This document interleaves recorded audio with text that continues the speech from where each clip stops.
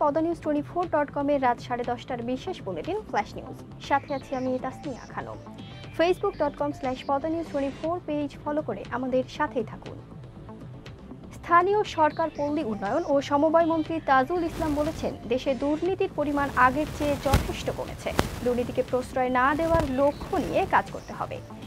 বৃহস্পতিবার সচিবালয়ে স্থানীয় সরকার মন্ত্রণালয়ের বিভিন্ন বিভাগের সঙ্গে বার্ষিক কর্ম সম্পাদন চুক্তি শেষে তিনি এসব কথা বলেন। মন্ত্রী বলেন, সরকার দুর্নীতিকে প্রশ্রয় দেয় না, দুর্নীতির খোঁজ পেলে কঠোর ব্যবস্থা নেওয়া হচ্ছে।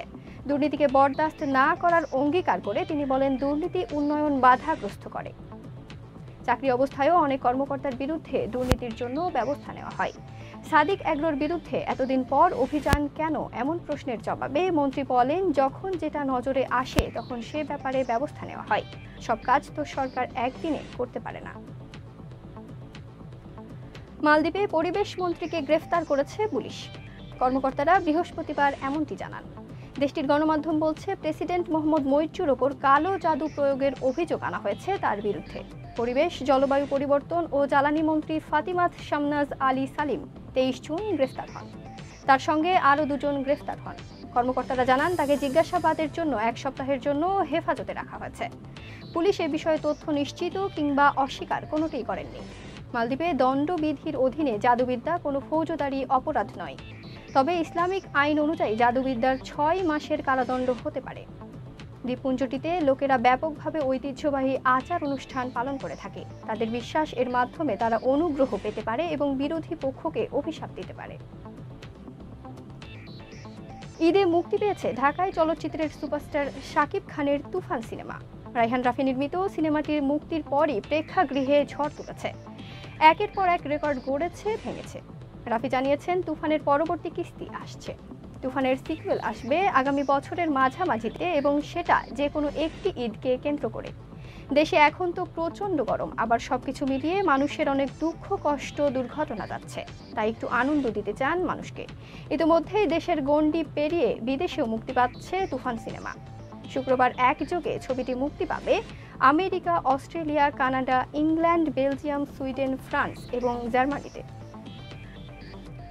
বিশ্ব ক্রিকেটে ভারতের আধিপত্য নিয়ে সমালোচনার যেন শেষ নেই। আন্তর্জাতিক ক্রিকেট কাউন্সিল ICC নিরপেক্ষ হলেও বেশ কিছু সময় ভারতের প্রতি যে তারা আলাদা সুবিধা দেয় তা বলার অপেক্ষা রাখে না। এমনটাই জানিয়েছেন ওয়েস্ট ইন্ডিজ কিংবদন্তি ক্রিস গেইল। সম্প্রতি ভারতের এক ইউটিউব চ্যানেলে দেওয়া সাক্ষাৎকারে গেইল বলেন, কেউ ভারতের ওপর কথা বলতে পারে না, ক্রিকেটটা ভারতই চালায়। বিশ্বকাপের সময় অন্য কোনো খেলা হয় না, IPL এর সময়ও একই হওয়া উচিত। IPL-এ যদি বিশ্বের সেরা ক্রিকেটারদের খেলাতে হয়, তাহলে আন্তর্জাতিক ক্রিকেট সে সময় থাকলে হবে না। স্বর্গে জমি বিক্রি চলছে। মেক্সিকোর একটি গির্জা তার তত্ত্বাবধান করছে। সামাজিক যোগাযোগ মাধ্যম টিকটকে খবরটি ছড়িয়ে পড়ে। বিস্তারিত ডেস্ক রিপোর্টে। বিশ্বের বিভিন্ন ধর্মের মানুষজন তাদের ধর্মীয় আচার মেনে স্বর্গ পাওয়ার চেষ্টা করেছেন। তবে এবার সেই স্বর্গেই প্লট বিক্রির খবর পাওয়া গেল, যেখানে প্রতি বর্গ কিলোমিটার জায়গা বিক্রি হচ্ছে বাংলাদেশের মুদ্রায় 11,763 টাকায়। এমন এক অদ্ভুত ধরনেরই অফার দিয়েছে মেক্সিকোর একটি গির্জা। সম্প্রতি সামাজিক যোগাযোগ মাধ্যম টিকটকে মেক্সিকোর ওই গির্জার খবরটি ছড়িয়ে পড়ে। খবরটি মেক্সিকোর বিভিন্ন গণমাধ্যমেও প্রকাশিত হয়েছে।